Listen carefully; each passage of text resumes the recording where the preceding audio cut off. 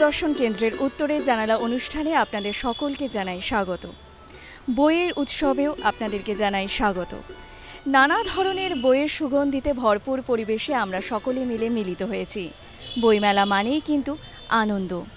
বইমেলায় বাণিজ্যিক দিকের পাশাপাশি কিন্তু রয়েছে গল্প, লেখক পাঠকের সম্পর্ক, রয়েছে নতুন বইয়ের গন্ধ, এরই পাশাপাশি রয়েছে লেখক এবং পাঠকের আড্ডা, নতুন বইয়ের মোড়ক উন্মোচনের মতো অনাবিল আনন্দ। এরই সঙ্গে সংযোজিত হয়েছে নানা স্বাদের সাংস্কৃতিক অনুষ্ঠান। আজকের এই দিনে এই বই মুখরিত পরিবেশে আমরা সবাই মিলিত হয়েছি। আমরা আজ দাঁড়িয়ে রয়েছি ৪৩তম উত্তরবঙ্গ বইমেলায়। আয়োজনে রয়েছে গ্রেটার শিলিগুড়ি পাবলিশার্স এবং বুক সেলার্স ওয়েলফেয়ার অ্যাসোসিয়েশন। আসুন দূরদর্শনের চোখ দিয়ে দেখে নিন এই বইমেলা এবং উপভোগ করুন আনন্দ।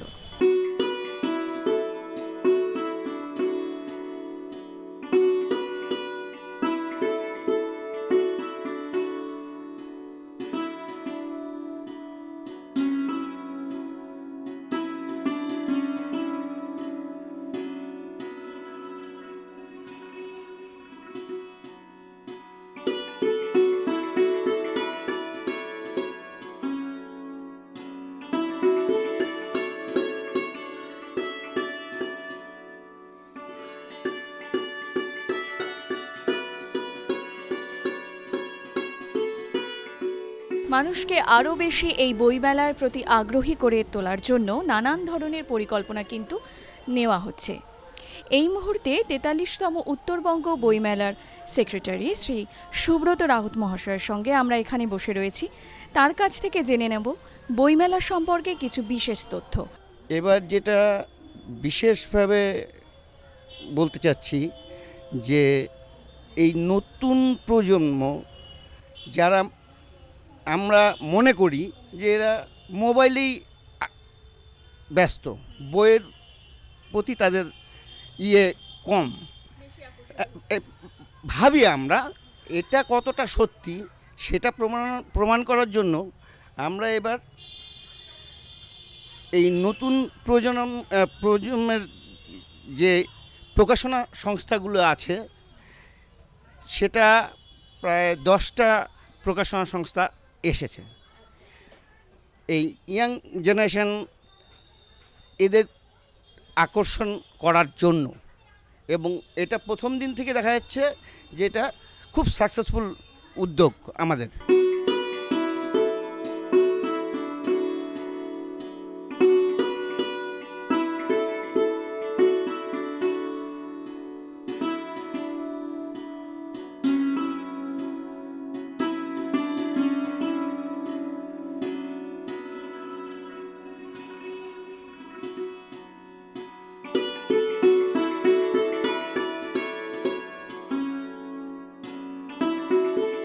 বইমেলার যুগ্ম আহ্বায়ক শ্রী আশিস বন্দ্যোপাধ্যায় মহাশয়ের কাছ থেকে জেনে নেব যে এবারে এই মেলার বিশেষ আকর্ষণ কি রয়েছে। নমস্কার। নমস্কার। বিশেষ আকর্ষণ বলতে শিশু, কিশোর বা যুবকদের সবার জন্যই বিজ্ঞানকে আরও মনোগ্রাহী করে তোলার জন্য উত্তরবঙ্গ বিজ্ঞান কেন্দ্র এবছর আমাদের মেলায় তাদের উপস্থিতি রেখেছেন। বিভিন্ন মডেল এবং বিজ্ঞানের উপরে বিভিন্ন চার্ট, এবং ওনারা হাতে কলমে বুঝিয়ে দিচ্ছেন বিজ্ঞানের কি কি উপকারিতা আছে, সাধারণ মানুষের জীবনে বিজ্ঞানের প্রভাব কি, বা এই যে পরিবেশ দূষণ ইত্যাদির থেকে আমরা কিভাবে মুক্তি পেতে পারি বিজ্ঞানসম্মতভাবে। বিশেষত শিশু কিশোরদেরকে বিজ্ঞান উপযোগী করে তোলার জন্য ওনাদের এবারে আমাদের মেলার উপস্থিতি বেশ আকর্ষণীয়, এবং ছাত্রছাত্রী, কিশোর এরা ওখানে গিয়ে বেশ ভিড় জমাচ্ছে, যথেষ্ট আগ্রহান্বিত হচ্ছে এবং ওদের ভালোও লাগছে।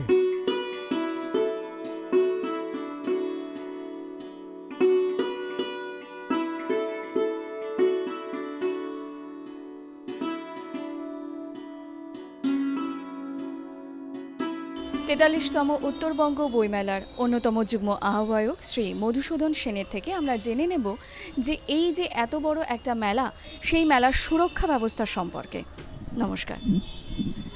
আমাদের এখানে তো আগুনের জন্যে দম করে হ্যাঁ, আগুনের জন্য দম করে যা ব্যবস্থা সেটা আমরা করেছি। হ্যাঁ, এই ফায়ার এক্সটিংগুইশার, তারপর হচ্ছে ফায়ার ব্রিগেডের সঙ্গে কথাবার্তা বলে ওদের স্ট্যান্ড বাই রাখা আছে। হ্যাঁ, যদি কোনো ইমার্জেন্সি হয়। এছাড়া পুলিশি ব্যবস্থা আছে, পুলিশের এখানে আমাদের ক্যাম্প বসানো আছে। হ্যাঁ, সাফিসিয়েন্ট পুলিশ অ্যারেঞ্জমেন্ট আছে আমাদের এখানে, ঠিক আছে। এছাড়া আমাদের নিজস্ব সিকিউরিটি ব্যবস্থা আছে, আমাদের সিকিউরিটি স্টাফ আছে, ওরা 24 ঘন্টা এখানে থাকে।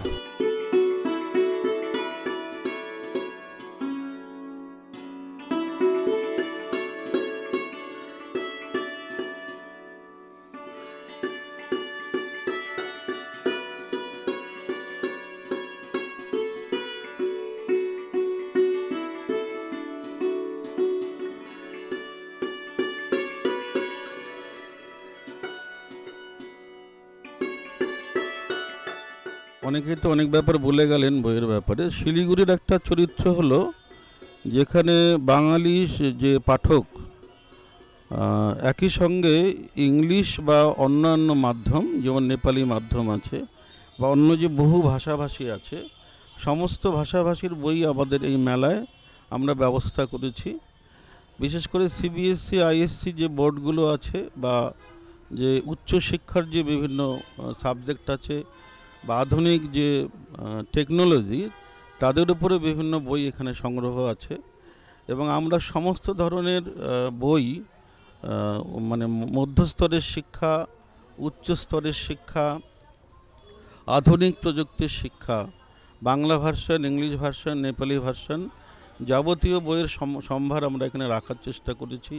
সুতরাং আমাদের একটা বিশেষ আবেদন থাকবে যে শুধু বাঙালি পাঠক নন, সমস্ত ভাষাভাষীর যারা আছেন শিলিগুড়িতে, তাদের সংখ্যাটাও নেহাত কম নয়, হয়তো অনেকটা বেশি হবে। তো সেই জন্য তাদের সকলের প্রতি বিশেষ আবেদন, বইমেলায় আসুন, বই দেখুন, বই সংগ্রহ করুন এবং পাঠক হন।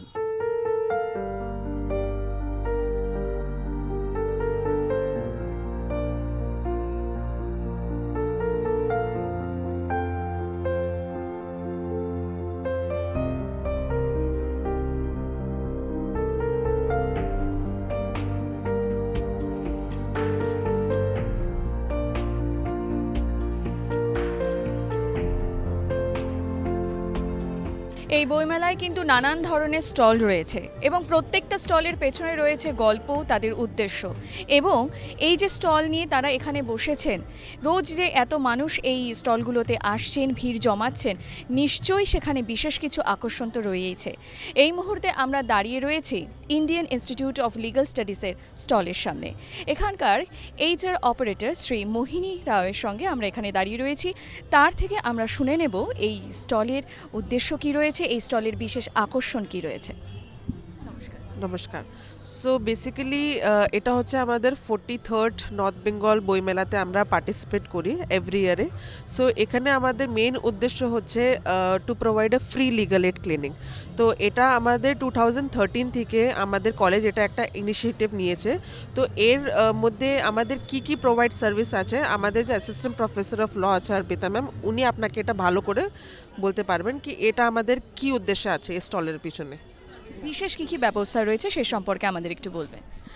আমাদের ইনস্টিটিউটের তরফ থেকে আমরা 2013 সালে লিগাল এড ক্লিনিকের ওপেনিং করি। তারপর থেকে আমরা সবসময় চেষ্টায় থাকি যে যত সোশ্যালি এবং ফাইন্যান্সিয়ালি ব্যাকওয়ার্ড যারা মানুষজনেরা আছে, যারা জানে না যে কি করতে হবে, কিভাবে আইনি সাহায্য নিতে হবে, তাদেরকে আমরা সহায়তা করার চেষ্টা করি। এবং আমরা গ্রামে বিভিন্ন ধরনের পাহাড়ের থেকে বা ডুয়ার্সের ওই সাইডের থেকে বা শিলিগুড়ির মধ্যেও আমরা বিভিন্ন ভিলেজেসের মধ্যে স্কুলসে যাই, আমরা অ্যাওয়ারনেস সেশনস করি, ক্যাম্পস করি, যাতে মানুষের মধ্যে আমরা বেশিরভাগ করে ছড়াতে পারি যে আইনিভাবে কতটা ওদেরকে সচেতন হয়ে থাকা উচিত আজকের দিনে। এবং আমাদের ইনস্টিটিউটের তরফ থেকে আমরা লিগাল এড সেল, যেটা আজকে আমাদের বুক স্টলের মেন উদ্যোগটাই হচ্ছে যে লিগাল এড ক্লিনিকটাকে এখানে সেট আপ করা, যাতে শুধুই গ্রামের লোকজন বা যারা দূরে থাকছে শহরের থেকে তারা নয়, বরং শহরের লোকজনও জানুক যে এই লিগাল এডের কী মেন পারপাসটা কী আমাদের ইনস্টিটিউটের বিহাফে। এবং তার তারাও যেন আমাদের কাছে যদি আসে কোনো রকম লিগাল হেল্পের জন্যে বা লিগাল ইস্যুস নিয়ে, সেটা যেন আমরা out of the court settlement করার চেষ্টা করি। এবং যদি ওনারা চান যে কোনো অ্যাডভোকেট করে অ্যাপয়েন্ট করতে চায়, তবে আমরা চেষ্টা করি যে আমাদের তরফ থেকে কোনো ভালো লিটিগেশন প্রসিডিওরের মাধ্যমে ওদের সেটেলমেন্ট করাই, অথবা আউট অফ কোর্ট সেটেলমেন্ট, যেটা আরবিট্রেশন হোক বা মেডিয়েশন হোক, সেটার সাহায্য করেও আমরা ওদের মধ্যে সেটেলমেন্ট করানোর চেষ্টা করি।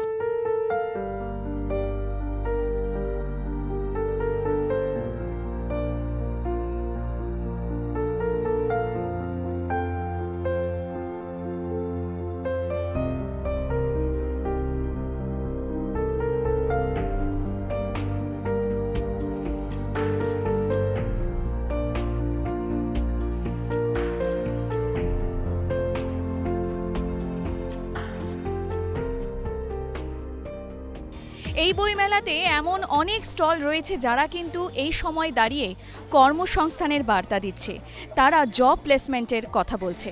এরকমই একটা স্টলের সামনে আমি এই মুহূর্তে দাঁড়িয়ে রয়েছি এবং এরকমই একটি স্টলের অ্যাডমিশন হেডের সঙ্গে আমি এই মুহূর্তে কথা বলে নেব। তো আমাদের যে ট্রেনিং ইনস্টিটিউট হচ্ছে সব থেকে মানে পুরনো, 17 ইয়ার্স আমাদের হয়ে গেছে এই ট্রেনিং ইনস্টিটিউটে। তো বেসিক্যালি আমরা স্টুডেন্টদেরকে ডিগ্রি বা ডিপ্লোমা কোর্সেস আমরা প্রোভাইড করি, যে ক্ষেত্রে আমরা হচ্ছে 7টা গভর্নমেন্ট কলেজের সাথেও যুক্ত রয়েছি, যেখানটা স্কিল বেসড পড়াশোনা। আর যে সার্ভিস ইন্ডাস্ট্রি যে রয়েছে আমাদের, এভিয়েশন, হসপিটালিটি, ট্যুরিজম, যেটা হচ্ছে সব থেকে এখন বুমিং সার্ভিস ইন্ডাস্ট্রি, যেখানটা স্টুডেন্টদেরকে আমরা পড়িয়ে স্কিল ডেভেলপ করে আমরা কিন্তু প্লেসমেন্ট প্রোভাইড করে থাকি।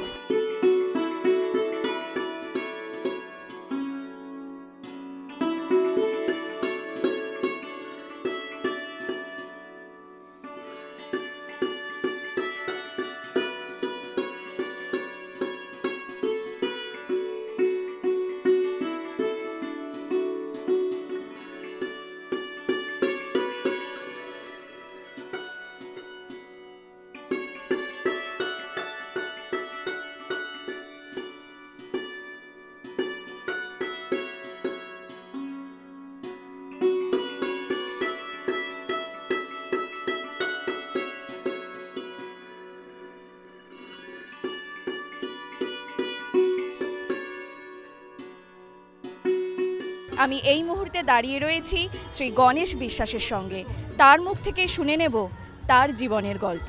নমস্কার। নমস্কার, আমি গণেশ বিশ্বাস।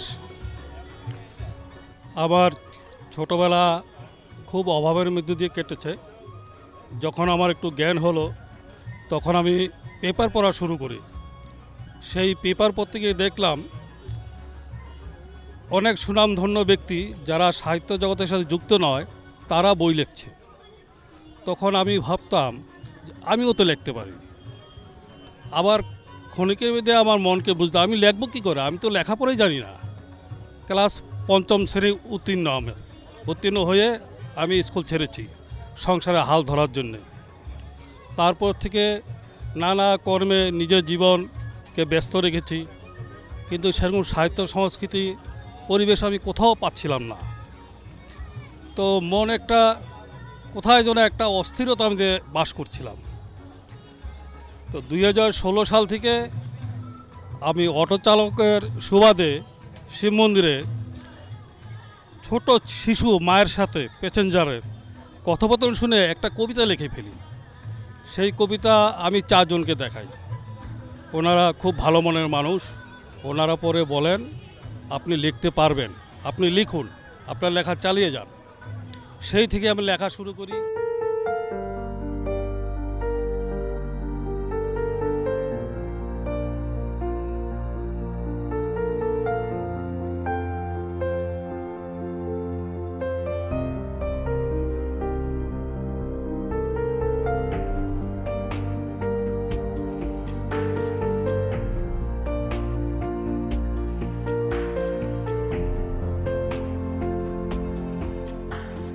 এই বইমেলাতে রোজ কিন্তু ভিড় জমাচ্ছেন নতুন এবং পুরনো দুই প্রজন্মের মানুষ। প্রবীণ যে প্রজন্ম রয়েছে তাদের চোখ দিয়ে এই বইমেলা কেমন, বইমেলার একাল এবং সেকাল, সেই সম্পর্কেই শুনে নেব। নমস্কার আপনাদের সবাইকে। নমস্কার, আমি আন্তর্জাতিক বাংলা ভাষা সংস্কৃতি সমিতি শিলিগুড়ি শাখার একজন সদস্য। এই বইমেলা একটা বিশেষ আকর্ষণ থাকে, নতুনত্ব থাকে। আজকের একটা যেটা ছিল সেটা আমাদের উপস্থাপনা ছিল আমাদের সমিতির তরফে সার্ধশতবর্ষে শরৎচন্দ্র চট্টোপাধ্যায়, 125তম জন্মবর্ষে সুধীন্দ্রনাথ দত্ত ও প্রমথনাথ বিশি 125 বছরে।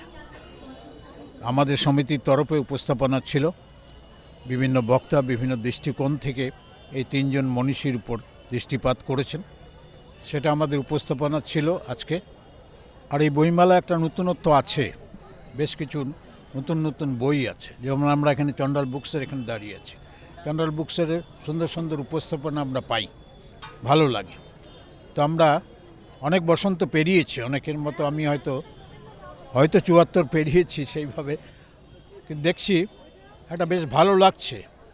তবে একটা কথা বলতে পারি যে বাংলা ভাষা প্রেমী হয়ে, ভাষাকর্মী হয়ে যেটা অনুভব করি, এই প্রজন্ম যেন সেইভাবে মাতৃভাষা প্রতি আগ্রহী নয়, এবং তার সমস্ত দোষটাই আমি মনে করি অভিভাবকদের। আমাদের এগুলো আলোচনা হয়, গবেষণামূলক কথাবার্তা হয়।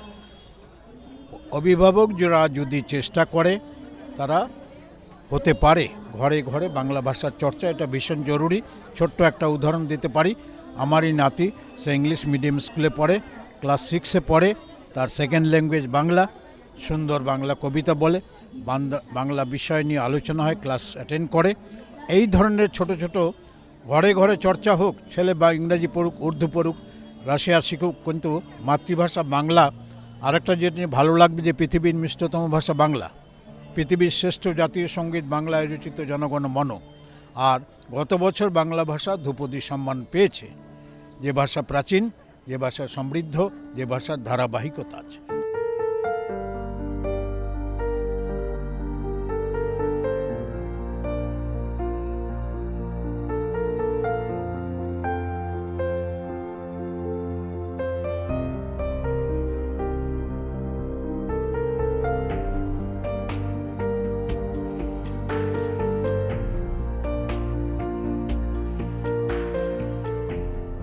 এই বইমেলায় রয়েছে নানান প্রকাশনা সংস্থার নানান ধরনের স্টল।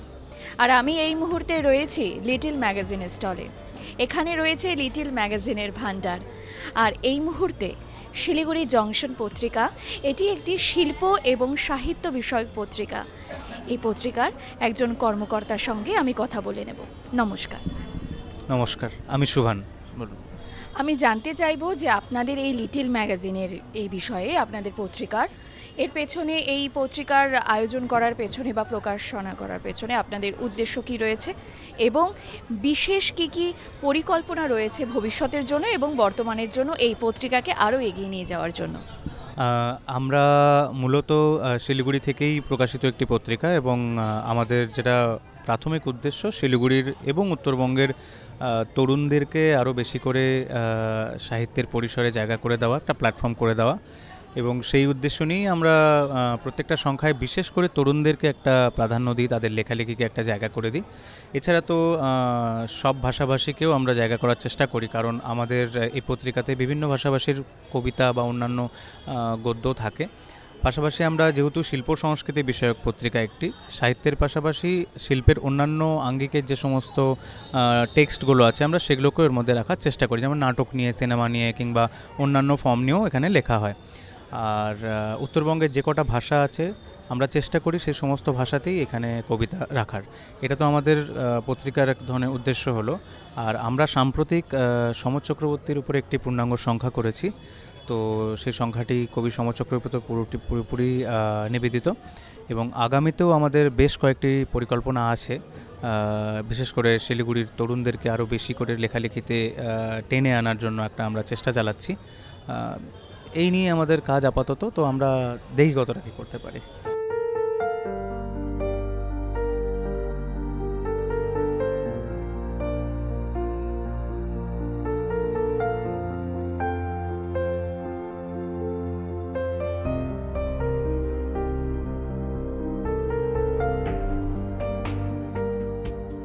এবারের বইমেলায় কিন্তু সকলকে আসতেই হবে, কারণ এই বইমেলা প্রাঙ্গণে দাঁড়িয়ে সত্যিই মনে হচ্ছে এখানে কি নেই।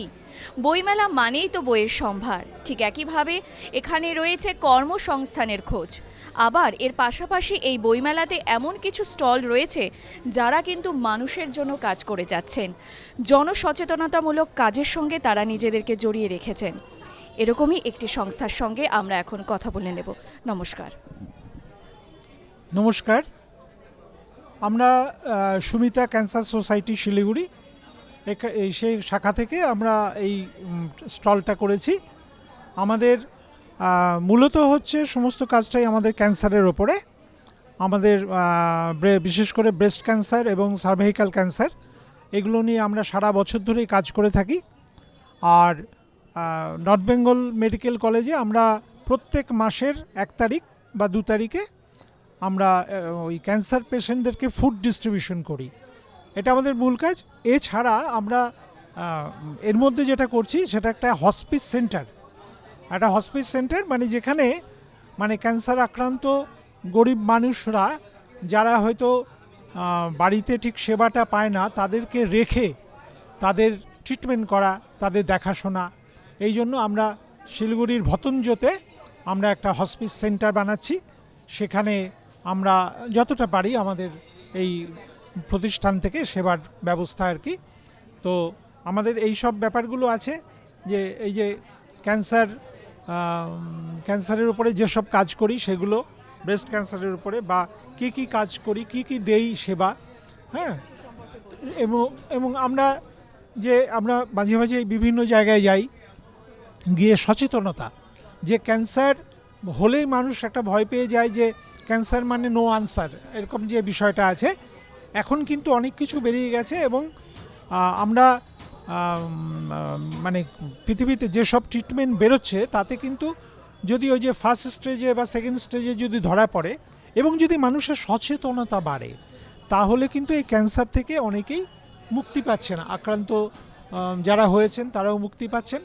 আর যাতে না হয় সেটার উপরে আমরা বেশি এই যে আজকাল যে ধরনের উচ্ছৃঙ্খল জীবনযাপন বা গুটখা, আমাদের যে মুখের ক্যান্সার হয় মেনলি, যেটা যে এই সমস্ত খাওয়া, দাঁতের ক্যান্সার, এই ক্যান্সারগুলো যাতে না হয়, জরায়ুর ক্যান্সার আর ব্রেস্ট ক্যান্সার, এগুলোর উপরে আমরা ভীষণভাবে জোর দিই এবং সচেতনতার জন্য আমরা রীতিমতো শিবির করে ঘুরে বেড়াই।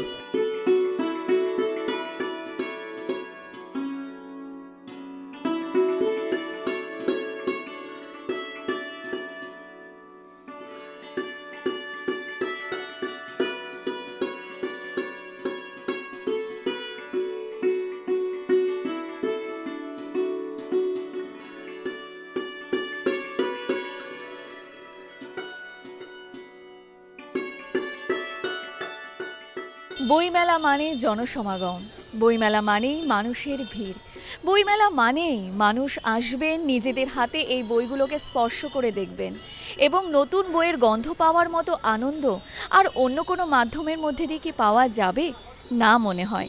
এবং ছোট বন্ধুরা যারা এখনও এই জগতে নতুন, তারা আরও বেশি করে বইমেলায় আসুক, নতুন নতুন বই পড়ুক, আমরা আরও বেশি করে বই প্রেমী হয়ে উঠি।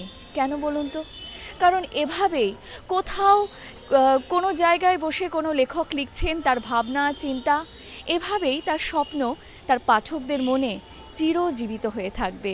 আমাদের মনে থেকে যাবে লেখকদের দর্শন, ভাবনা, চিন্তা, যা নিশ্চয়ই আমাদের বাস্তব জীবনে প্রতিফলিত হবে। কারণ বই আমাদের অনেক কিছু শেখায়, আমাদের বাঁচতে শেখায়। সুতরাং আমরা আরও বেশি করে বইমেলায় আসি, বইমেলাকে আরও সকলে মিলে সমৃদ্ধ করে তুলি।